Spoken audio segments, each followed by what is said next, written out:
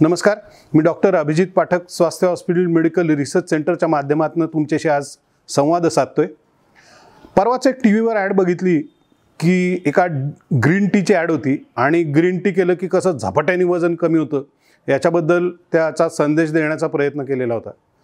एक लक्षात ठेवा, ग्रीन टीनी होतं काय, ग्रीन टीनी तुमच्या शरीरातला मेटाबॉलिझम थोडा वाढतो, पण तोही साधारणतः एक 2-3 कप ग्रीन टी तुम्ही दिवसातनं घेतलात तर तेवढा पुरेसा असतो।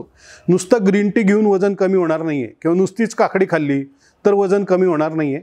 तर तुम्ही ओव्हरऑल दिवसभरात किती कॅलरीज शरीरामध्ये घेताय आणि किती कॅलरीज खर्च करताय, कॅलरी डेफिसिट म्हणजे कमी कॅलरीज शरीरात जात असल्या आणि जास्ती कॅलरीज ह्या खर्च होत असल्या तरच तुमचं वजन कमी होणार आहे। त्यामुळे आपण बाकीचं काय खातोय, आपण व्यायाम किती करतोय, आपण जेवणाचं प्रमाण किती ठेवतोय, ह्या सगळ्या गोष्टींवरती वजनाचं संतुलन हे अवलंबून राहणार। त्याच्यामुळे या सगळ्या गोष्टींचा एकत्रितपणे जर विचार केला तरच वजन कमी होण्यासाठी उपयोग होईल। ग्रीन टी नुसता पिऊन वजन कमी होईल अशा अपेक्षा करणं हे खूप अवास्तव आहे। त्यामुळे सगळ्या गोष्टींचा सर्वांगीणपणे विचार करा, स्वस्थ राहा, सुरक्षित राहा। स्वास्थ्य हॉस्पिटलतर्फे तुम्हाला आरोग्यदायी जीवनाच्या खूप खूप शुभेच्छा। धन्यवाद।